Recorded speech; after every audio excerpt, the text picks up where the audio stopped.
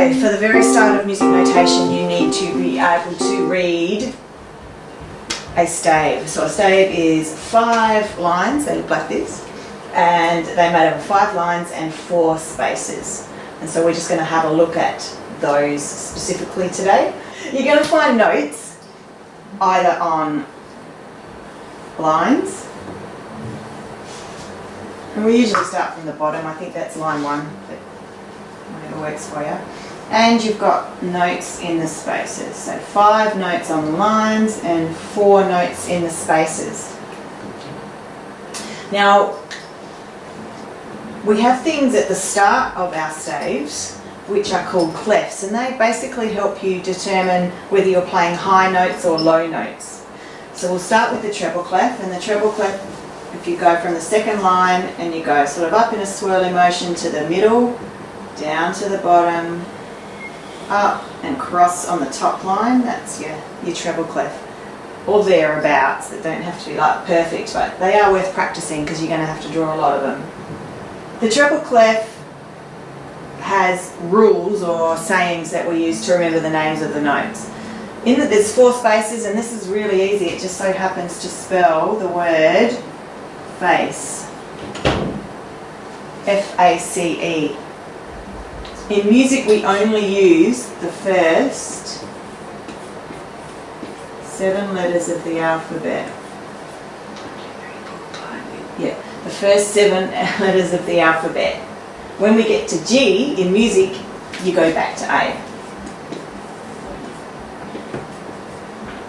So in this example, the notes in the spaces in the treble clef are face, and here we use a saying, every good boy deserves fruit.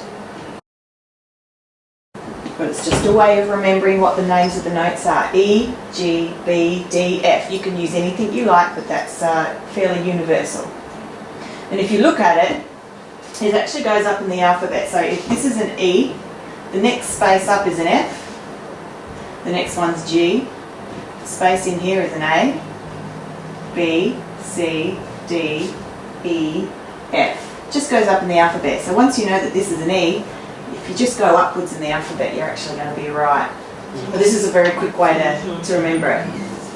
So for the lower notes, we have a thing called a bass clef, and you draw it like this. It's the second to top line. You go up to the top line and then down to the third, and then 2 little dots. Practice them. That's your bass clef.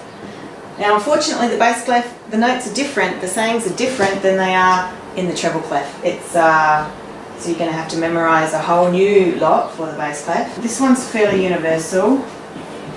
All cows eat grass. This one, I've heard a lot of different things.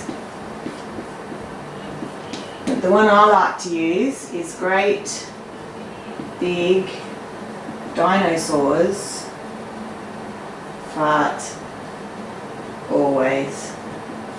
I don't know, it just appeals to me. That's what I use.